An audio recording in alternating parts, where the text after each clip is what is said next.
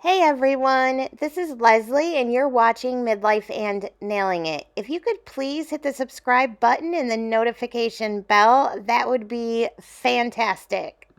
Today I'm super excited because I'm taking part in a one pot cooking challenge collab hosted by Creatively Ms. Me with Stephanie and Wani from Wani's House. I will include links to these lovely, talented ladies' channels below, as well as a link to the playlist to this collab.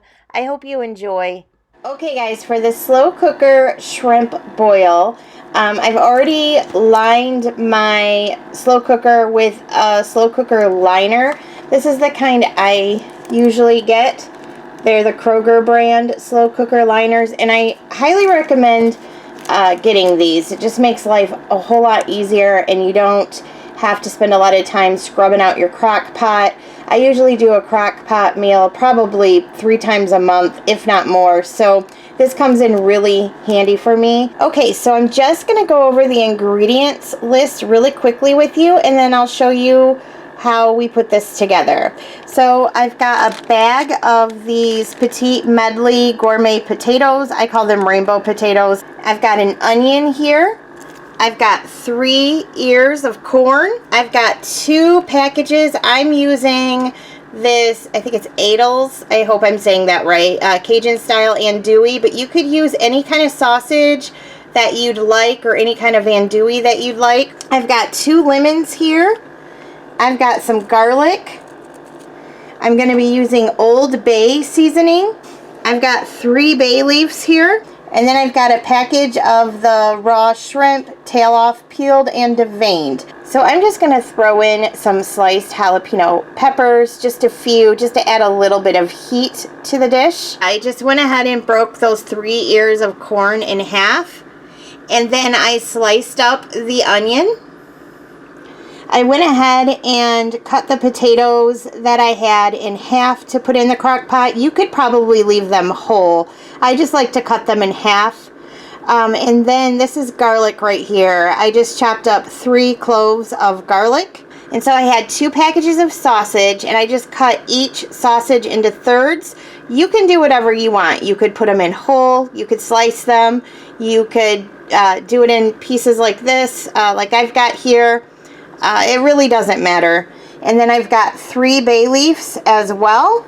So I'm going to go ahead and get all of this into the crock pot, and then I'll be right back. Okay, so I got everything into my crock pot here. I'm just going to add some of those jalapenos. This will be really full, but keep in mind that your vegetables will cook down, so there'll be room for the shrimp in a little while when you add it. Okay, so I went ahead and added about 12 or 13 slices of the jalapenos and about a teaspoon of the juice because I wanted to add a little bit of heat to this dish. You could add less if you wanted to do just a smeatsy little tiny bit of heat, but you actually don't have to use any if you don't like things hot. The recipe doesn't even call for it, but I just thought it would be good if I added a little bit of heat to this dish. Okay guys, so I just went ahead and grabbed a small bowl here, and I took a 1/4 cup of Old Bay seasoning and put that into my bowl, and then I squeezed the juice of 2 lemons in there and gave it a quick whisk. I'm going to add that to 4 cups of water, which I have measured up here. Okay, and I'm going to go ahead and whisk all of that together, and then I'm going to pour that into my crock pot. I'm going to watch it too because it's pretty full, so if all of this can't fit in, then so be it. Okay, so it all made it in, and so I'm just going to put my lid on this, and I'm going to let it cook. It's around noon. I'm going to let it cook on high, and it'll be ready in time for dinner. So when this is done, I'm going to add my shrimp for a very short amount of time, and I'll show you what that looks like in a little bit. Okay, so everything has been cooking in the crock pot for about 4 hours. And so I went ahead and checked. Let me take this lid off. I don't want to steam you. So I went ahead and checked some of the potatoes that were down in there with a knife to see that the knife went through easily, and it did.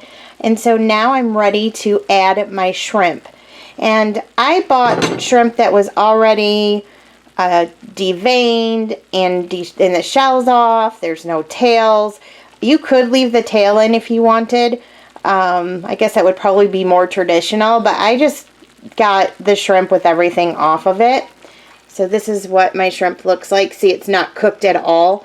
I guess you could probably use shrimp that was already cooked, but then you would just probably turn your crock pot completely off, add it real quick, and give it a stir. But we're going to put these in until they are opaque. You do not want to overcook your shrimp, so you really have got to watch it, guys. And the moment it looks like the way shrimp should look when it's cooked, you want to get that out of the heat. So let me go ahead and get this into the crock pot, put the lid back on, and I'll be right back. Okay, guys, so it looks like everything is done. That's what you want your shrimp to look like. That is what it looks like when it is completely done.